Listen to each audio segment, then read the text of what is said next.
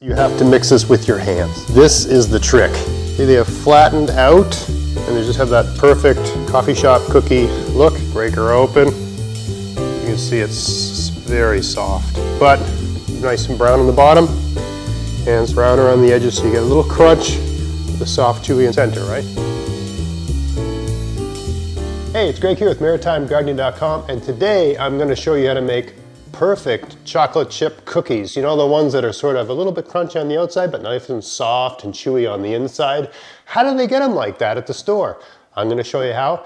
You won't believe how easy it is. And this video is brought to you by True Classic Tees. They provided this t-shirt. I always do my cooking videos in a black t-shirt, so I get a little, I called them up and they gave me a bunch of free t-shirts, so I'd give them a little plug in the video. TrueClassicTees.com. Want a nice t-shirt that sort of does the most with what you got? Check them out, TrueClassicTees.com. Okay, first thing first, we're going to set the oven to 375. Oh, start. Yep, okay, that's on. Okay, so ingredients for this recipe, very simple. 3/4 cup of sugar, 3/4 cup of brown sugar, 3/4 cup of white sugar, an egg, a cup of butter. I'm going to use something different than butter because I can't have dairy. But you just use a cup of butter if that's, you know, if you can have that. A half a teaspoon of vanilla, 2 1/4 cups of flour, a teaspoon of baking soda, half a teaspoon of salt, and a cup of chocolate chips. Okay, use whatever kind you can get. I get these semi-sweet ones. I find they work really good and they don't have any milk in them, so they're perfect for me. You use whatever you like. All right, so let's get started here. So start with the dry. Right, so I got my 2 1/4 cups of just regular all-purpose flour. I'm going to add the teaspoon of baking soda. The trick to this recipe is how it all goes together. And you always, if you make cookies and they're always crunchy and you can't get them chewy, this is the trick for that. So a teaspoon of baking soda and half a teaspoon of salt in the dry. Just mix that up with a fancy, you know, cooking tool, a fork. Okay, we get that all together. Let's say that's good enough there. All right, now we're going to work with our wet. So we got an egg, right? 1 egg. Done. All right. Now we're going to add the, so if you are a lactose intolerant person or a dairy-free, or if you're cooking for someone with that problem, I find using a half a cup, it calls for a cup of butter. I find using half a cup of vegan margarine and half a cup of the most unvegan thing in the world, lard, does a really good job of approximating butter. Of course, if you're vegan, the lard's not going to work for you. But, there's so many, you know, there's all kinds of different alternatives to butter out there today. So, you know, some people like this one, some people like that one. I find none of them taste like butter, despite what everybody says. I find this is the best. At least this has about the texture of butter, and it behaves, lard especially, behaves just like butter in baking. Okay, so we got our egg, we got our fat, half a teaspoon of vanilla here. Just eyeball that using the lid. That might be closer to a teaspoon, doesn't matter. And our sugar. So we want 3/4, I got a 3/4 cup measure. These are great if you can find them, but just a 3/4 cup measure, 3/4 cup of brown. I think this recipe works particularly well because you got the combination of the brown and the white sugar, but it's also just how it's all mixed up. All right, so a 3/4 cup of brown, 3/4 cup of white. All right, so we got our sugar, we got our egg, we got our fat, we got our vanilla, we got it all. We still don't have the chips, we'll add those in a minute. Okay, so the next thing we want to do is combine this all up together. Let me bring the camera in here and show you what I'm going to do. All right, so using the fork, I'm just going to, you know, because the lard's a little bit stiff, and you could, I suppose, soften it up in the microwave, but it's at room temperature. You know, the temperature in here is about 20 Celsius, what's that, like 67 Fahrenheit? But see, I mean, if you've got butter at room temperature, it should be perfect, right? And lard behaves a lot like butter. That vegan margarine's a bit soft, kind of like parquet or that sort of thing. But this combination works just fine. So I'm just basically combining all of that with a fork. You can use whatever you want, but I find a whisk is too flimsy, and a spoon doesn't cut up and break up the different kinds of fat I got in here, right? So I find this works pretty good. Doesn't have to be perfect. Okay, so that's good enough there, like that, all right? Now let's just get that off. I'm gonna be using my hands in this. No getting around it, so make sure you wash your hands. This next step is perfect for when you've got kids. All right, so you add your flour. This is the trick to nice, chewy, perfect coffee shop cookies, is you have to mix this with your hands. Okay, so I don't know why, but you put the flour in and you just squeeze it, right? I should have the camera up really close, and this could be some sort of weird ASMR video. But you do this, right? It's just sort of squishing out, right? So you can attach whatever meaning you want to this, but this is the trick. I don't know why this results. I find if you mix it with a machine or something else, the cookies become more stiff and crunchy. But when you do it this way, you get the right result. Maybe because you're taking some of the air out of it. I don't want a big fluffy cookie. I want a chewy cookie. And then when you do it this way, it's chewy in the middle, and the outer edge has a bit of a crispness to it. So you get a crisp cookie, and a chewy cookie, and a soft cookie. Crisp and soft and chewy.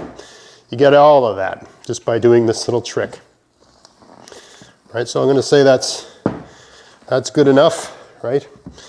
Now you just use that fork to scrape all that stuff off your hands, right? And whatever. The skin cells are just added value to the cookie. No one will care because they'll be so good.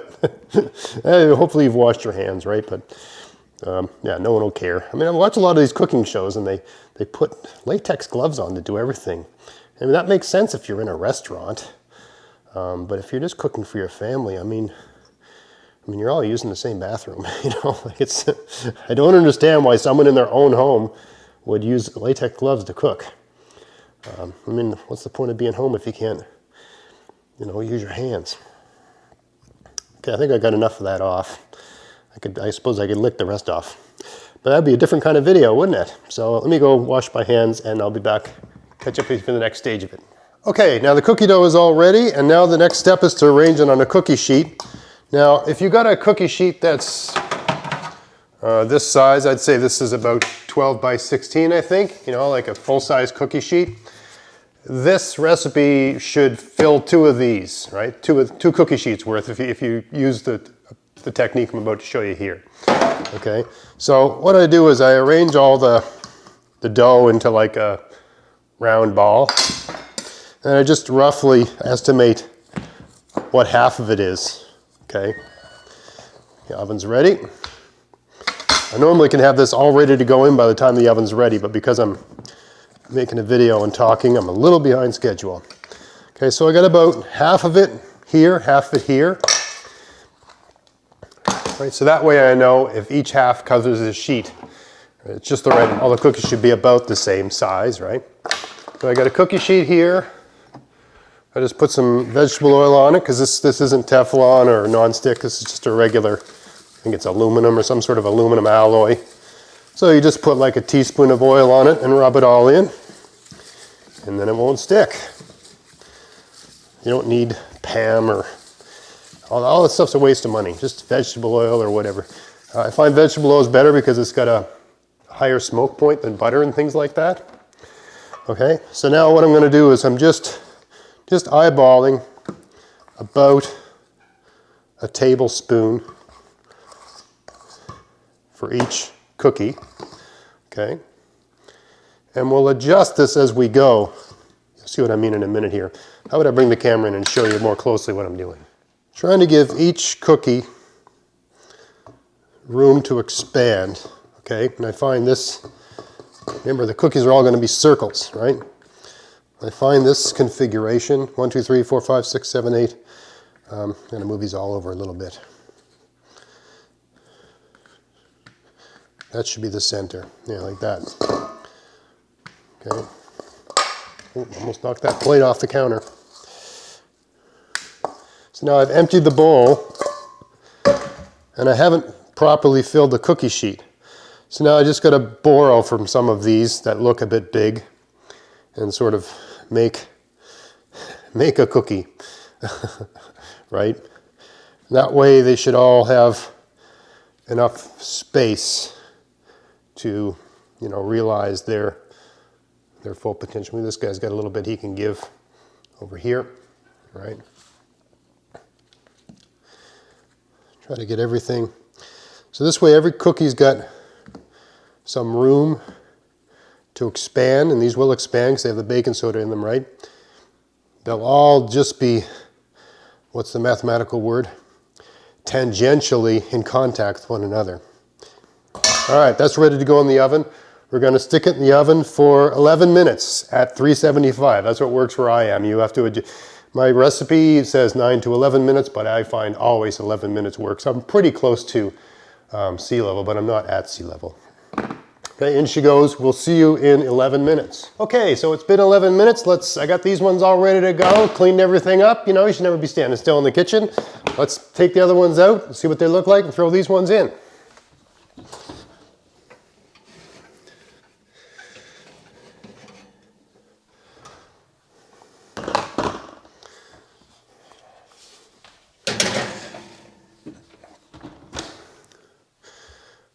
All right, so let me bring this over.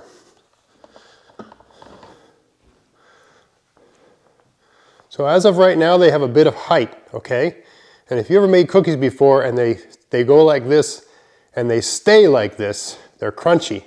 But what will happen as these cool is that they're going to flatten out. And as you can see, I don't know how well it comes across, but the edge is golden brown, but the center is lighter in color, right? So it's a different, because I put them on, I didn't flatten them out, right? The edges are more cooked than the centers, right? And because I massaged them like that, there wasn't as much air in the cookie. So these will flatten out, they'll be soft and chewy on the center, and crisp and crunchy and brown on the outside, and they will be perfect. This is my wife's favorite thing. So she's gonna be really happy when she gets home today. I'll see you in 11 minutes when this next batch is done. Maybe these will be cool enough to try one. Break it open, have a look, right? We'll see, all right? I got a cool one on a rack over here, right? Always set your cookies down on a rack like this, right? And don't mess with them. Leave them alone for a little bit. Let them figure their stuff out. They're already falling down. They're getting that perfect, wrinkly, perfect cookie look, all right? See you in a minute. All right, so batch number 2 is ready. Let's get that out.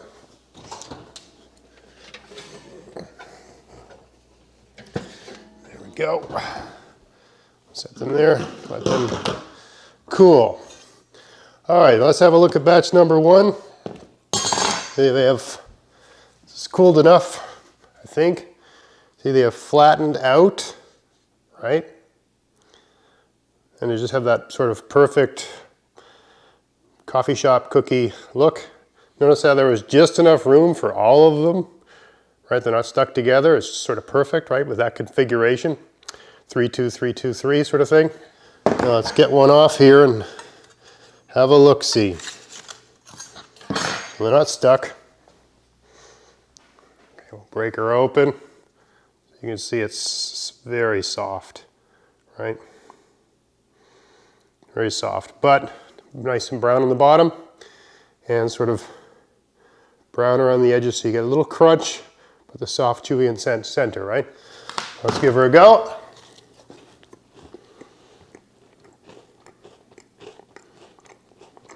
Man. That's a good cookie. Yeah. Yeah. That's tonight's dessert. It's gonna be great. Anyway, that's the trick to making a perfect chocolate chip cookie. A little bit crunchy on the outside, soft and chewy on the inside. Just the right texture. just the right feel, and a perfect balance of flavors in my opinion with this particular recipe. So I hope you found that interesting. If you did, please like, share, subscribe. Until next time, get out there, get at it, have fun in your garden, have fun in your kitchen. Thanks for watching. Hey, if you want to help support everything I'm doing here, go to vessies.com to buy whatever you need for your garden this year. Use my coupon code GAVS23 to get free shipping as long as there's a pack of seeds in the order and there's no oversized items in the order. Check out the description box of this video for details. You can buy everything you need from Vessies. They have seeds, fruit bushes and trees, soil amendments, pest solutions, tools, clothing, and lots of other stuff too. So yeah, if you want to help support everything I'm doing here and they sell something you need, buy it from them using my coupon code, and happy gardening.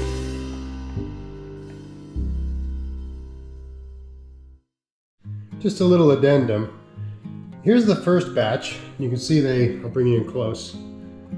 Okay, so they've got degree of brownness, and so they're browner on the edge than they are in the center, and it's lighter in the center.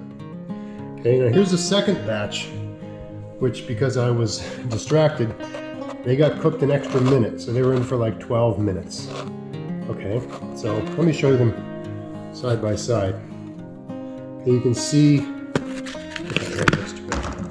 you can see how just the extra minute. Now they still still went back down, okay, but these are not going to be, they're still, yeah, I can still feel it. They're still soft. You can see how the chocolate's still soft, right? But they're still soft in the middle, okay, and they're chewy. They're not as soft as these, okay, so, and it has a slightly different effect because more of the cookie's brown, so you get that nice brown flavor. It really depends on what you're looking for. And of course, I said 11 minutes, but you might need 12, you might need 10, whatever, right? But every extra minute you leave them in the oven, the more like this they'll become. So it's always a question of what you like and what you're looking for and that sort of thing. So write down your times, keep a note of things.